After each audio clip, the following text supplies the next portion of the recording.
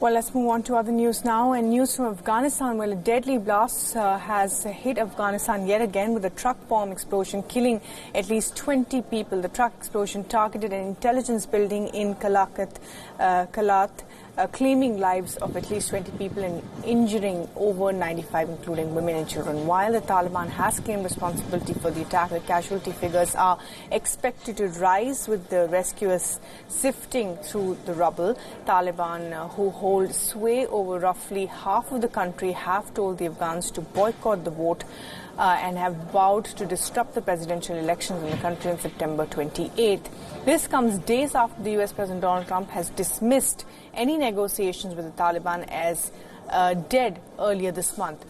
A Taliban spokesperson has, however, claimed that this particular attack was squarely aimed at the National Directorate of Security, Afghanistan's intelligence agency.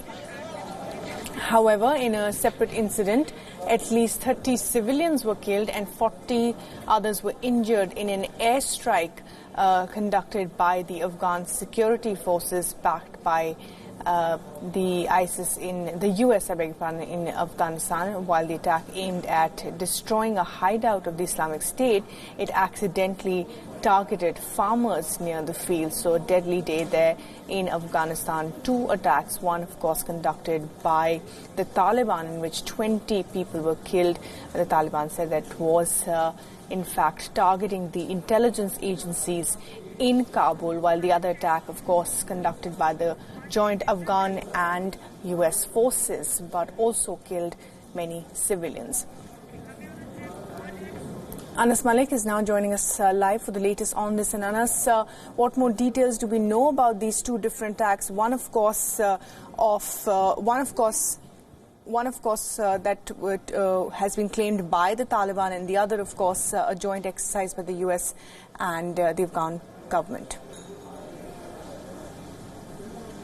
Well, Bharvi, it's been a deadly day in Afghanistan, if you come to think of it, because more than 50 deaths in Afghanistan in the past 24 hours, in fact, in less than 18 hours, in fact, to go by it. First come first was the drone attack that took place, that was led by the Afghan forces, backed by the US air support, that mistakenly, as what the Afghan side has been claiming, targeted farmers. Now, that was in Nangarhar. Nangarhar has been the bed for ISIS, the hub of ISIS. And remember, in 2017 as well, the United States had targeted the IS over there and dropped that MOAB, or the mother of all bombs, in the same Nangarhar province. Earlier in the morning, there was another attack. But this was claimed by the Taliban. It was relatively much more deadlier because it was through an explosive-laden truck that the Taliban said that they were targeting an NDS office or a training site of the spy agency of Afghanistan.